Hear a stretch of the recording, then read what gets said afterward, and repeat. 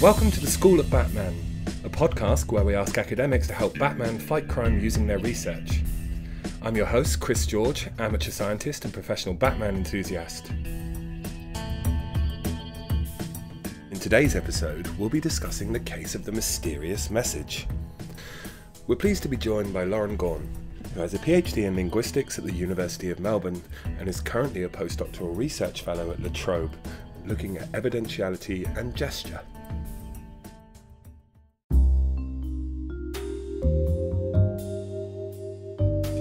So I really like to explore the kind of how someone got from being interested maybe in language to something quite slim in the area, and what that journey looked like and how you got there. This is a story that I often like to tell my own undergraduate students, but I took linguistics to fill a timetable requirement. When I was an undergraduate, I had a friend who thought it sounded pretty interesting, and I knew some people who had studied linguistics, but I didn't really know what it was. And then by the end of that first year subject, I was like, yes, this is the most fascinating thing, to pull apart language instead of trying to learn one particular language, looking across a whole range of languages and understanding how language works and how people use it. And from then on in, I took as much linguistics content as I could in my undergraduate degree. So I don't think it was too much of a surprise to me when I decided to keep working on language in a research capacity. So it was really just the luck of finding the thing I was interested in because it filled a Tuesday morning timetable slot. So what were you doing as an undergraduate? As an undergraduate, the undergraduate program in a lot of linguistics degrees is a chance to kind of move through a lot of the core areas of linguistics. So you might spend a semester looking at phonetics and how the sounds of different languages work, or morphology and looking at how all the different affixes and suffixes and how you build words and how they go together. And one of my favourite subjects was a subject called language and culture, which tried to understand how people use language in their culture and in their society, and what that can tell us about different cultures. And it was during that subject that the lecturer introduced me to research on language and gesture, so how different cultures gesture. And what does gesture mean in the context of linguistics? Is that physical gesture or? Yeah, so I look in my gesture research predominantly at the gestures that people make with their heads and their hands when they speak. And that tells us some really interesting things about the structure of language and how those two are really integrated. So for example, if we say, look over there, we literally don't really know where there is unless there's some kind of physical gesture that accompanies it. So there are a lot of ways in which gesture and speech are really integrated, and that's what I started researching. I came back to do my PhD and I wanted to look at gesture, but I wanted to bring in some grammar as well. And that supervisor who I'd had for my undergraduate degree suggested that I work in Nepal, because there are a lot of languages there that are completely undocumented. They're oral languages, but people have we still don't know a lot about how a lot of the world's languages are used and what their structure is like. And so I focused for my PhD on grammar specifically. And now I'm coming back and bringing gesture and grammar all together, and it's really great. Are there any languages where the relationship between gesture and the oral language is quite formal, as in kind of formally known by the speakers, or is it always a more casual yet still quite informative relationship? A lot of the gestures that occur with speech are what we call kind of spontaneous, so they tend to occur very informally.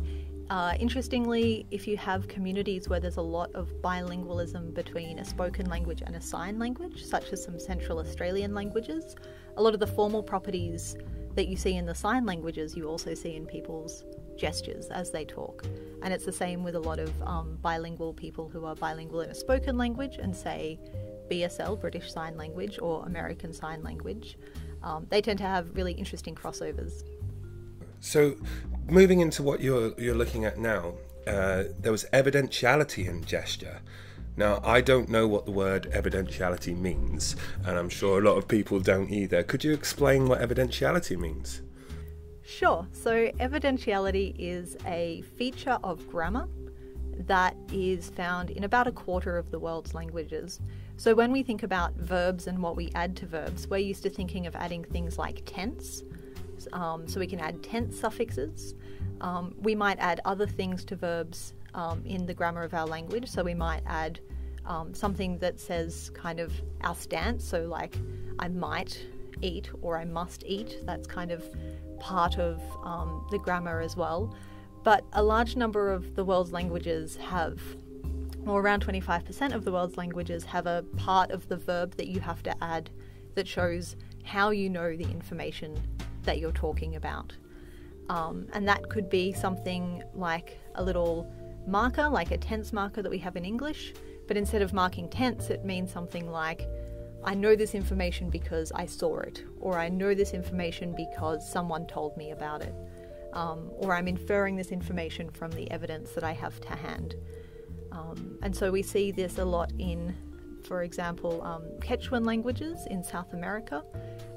The Tibetan languages, so the kind of the group that I work in, are known for having very subtle evidential distinctions in the grammar, and kind of closer to, geographically, I guess, closer to a lot of people, languages like Turkish also have some evidential distinctions. So it is a common feature, it's just not common in, say, European languages, and we have to resort to using less precise or less grammatical strategies. So we can say things like, oh, I heard that you're coming to town next weekend, or I saw that she left work early. So we can do this, it's just that we have to do it using lexical strategies, so we have to do it using words, and other languages can use the grammar as a way of doing that. So now it's time to dive into your story. So which Batman actor have you chosen to be your Batman? Batman will always and forever be Adam West as far as I'm concerned. Mostly just because Lego Batman doesn't have clear enough hands to do any good gesturing. It's a great answer.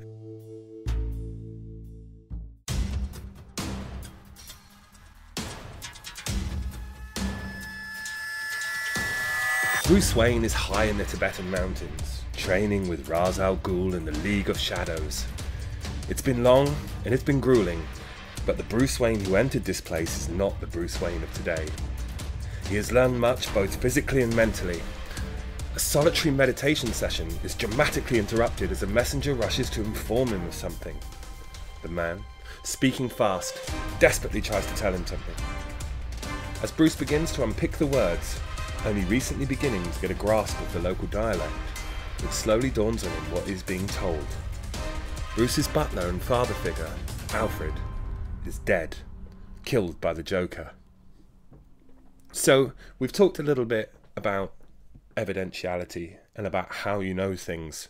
And Bruce, unfortunately, smart as he is not an expert in the local dialect. So we are all hoping desperately that Alfred is definitely not dead. Is there any way he couldn't be not dead? Well, it really depends on what evidential the person who's come up to tell Bruce Wayne the information has been using. So if he was maybe a little bit more fluent, he could be listening for those verbs at the end of the sentence to let him know what evidence the person has for what they're saying. It may turn out that this person is using an evidential form that means something more like, I heard that he's killed. Oh, what's the butler's name? I'm so good at this. Alfred.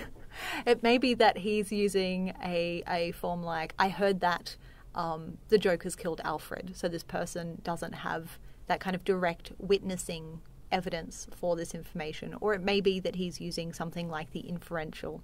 So this person may have inferred, because there's signs of a struggle and blood on the ground, that Alfred has been killed by the Joker.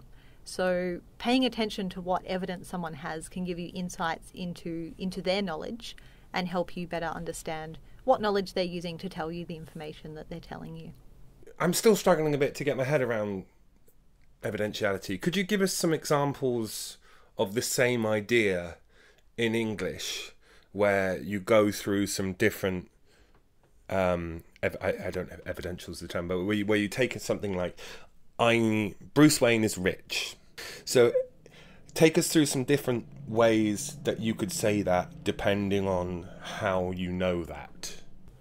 So if I were speaking a language with an evidential system, and different languages encode different things, but let's say we're speaking one with a very large set of evidential distinctions. A lot of the Amazonian languages that have evidentials can have up to 5 different distinctions.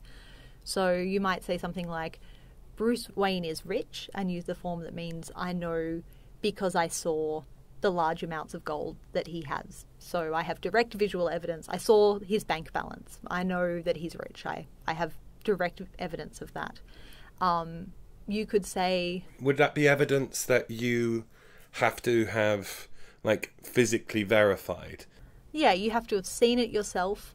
These languages sometimes distinguish between things you've seen and things you've heard. So you may have just heard him walk into his very large vault and Scrooge McDuck style throw coins around. So you heard that he's very rich. You may know this because you infer it because he drives a very nice car and he works in a very big building. It may be that he's completely bankrupt, but we infer from the car and the building that he's very rich. So that's an inferential. And then we can have, I heard that he's very rich. I know someone who works in a bank who's telling me on the lowdown that he's very rich. Or it may be something that we all know through kind of a generally publicly known fact. So everyone knows. I have a feeling that if English were an evidential language and we were talking about Bruce Wayne, we would use the general public knowledge, general fact evidential that Bruce Wayne is rich. Right, so we have to use quite a lot of words to get over some of those ideas, or there's like ambiguity in our sentences. And as you're talking me through that, it's making me think quite how unclear some of the things that you say that then require follow-up in English actually are. So how would that look? I mean, asking you how it would look is quite a weird question, but so say, you know, would you be using 20 words to get that across, whereas, you know, in other ways it would be 5, or is it just a small kind of change to the sentence which then enables you to get that idea across? Because it seems like it can be done in English, but it just requires a lot of words. It requires a lot more words, and it's not something that's obligatory. So the big distinction we make when things are grammatical is that they're more obligatory. So for example, for us in English, it's obligatory to have plurals. So if we can say 1 dog and we say 3 dogs. And if we say dog, everyone knows you're talking about 1. Whereas in other languages, they get by quite fine without that plural marker. And as English speakers, we find it very weird. We're like, but how do you know if it's 1 Batmobile or a fleet of Batmobiles? How could you know? And these speakers are like, well, it's fine. We get by perfectly well. And I think that's probably how evidential language speakers feel about English. They're probably like, but don't you just feel like all of your sentences are kind of half finished? And you're missing out on telling people important information. So, yeah, because Bruce Wayne is rich means nothing in any kind of practical sense. It just gives you a vague idea. So in the evidential language, you have to choose a form to tell me how you know that Bruce Wayne is rich. Is that correct? So we have the pressures of the grammar of the language telling you what you need to use to make a sentence or a thing sound grammatical.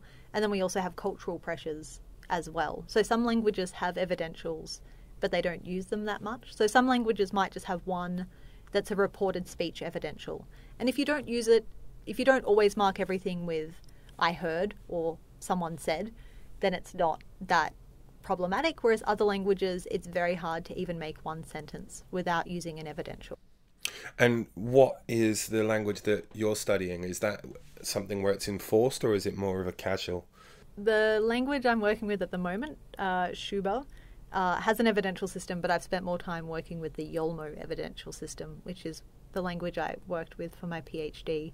And in that language, you have a number of grammatical constraints that mean in some situations you don't actually have to use a verb that has an evidential.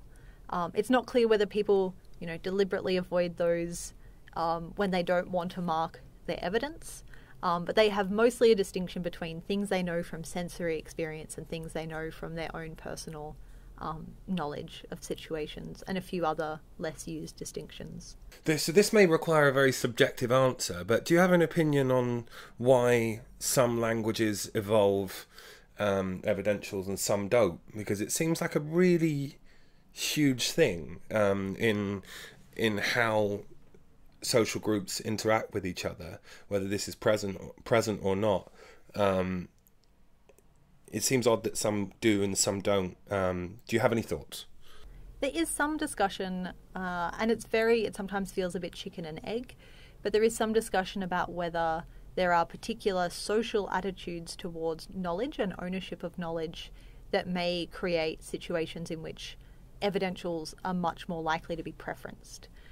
So people talk about cultures in which you're expected to only talk about things that are within your domain of knowledge, and you can't kind of speak for other people because that would be presuming knowledge that you don't have, which is something we kind of don't particularly see as a strong constraint in English. And so perhaps that makes it easier for us to get by day to day without thinking about this.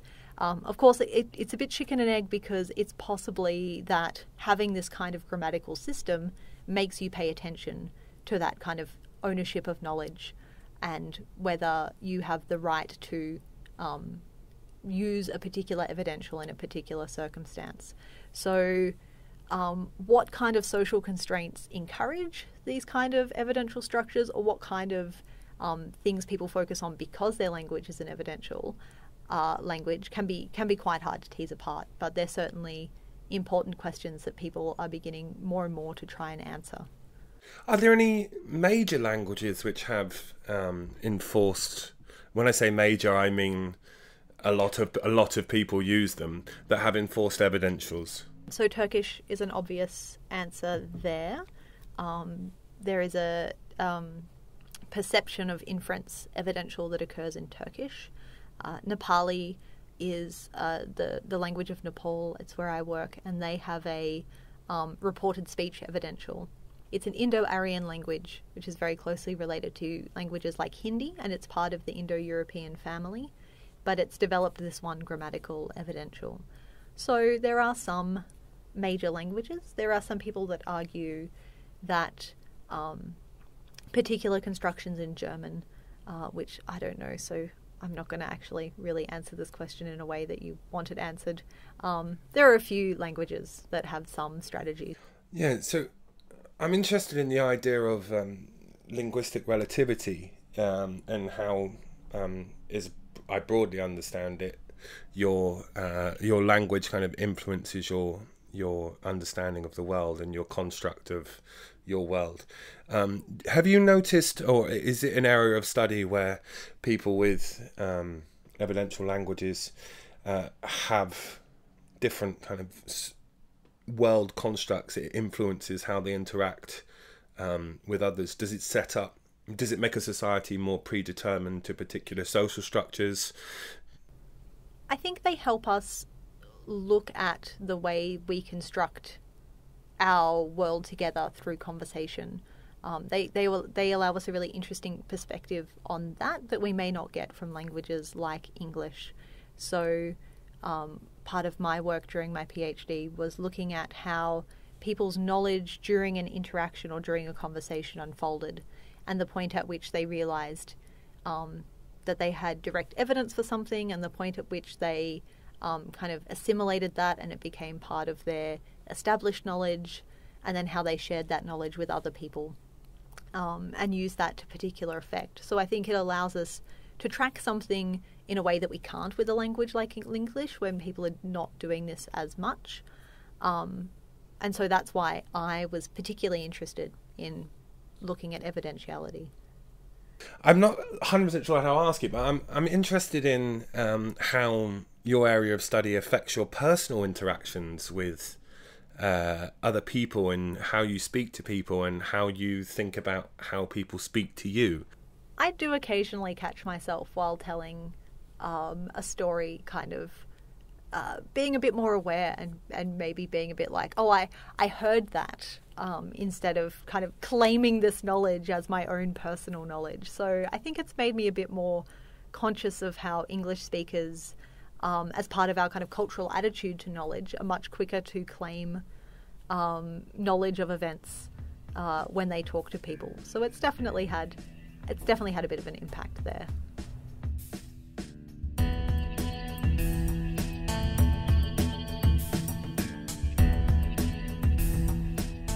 So in summary, the news, whilst not good, is not final.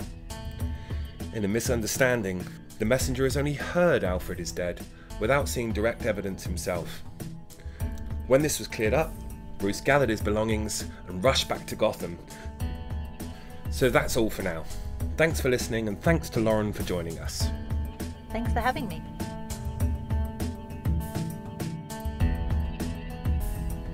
If you'd like to discuss your research on a future episode, email us at info@figshare.com.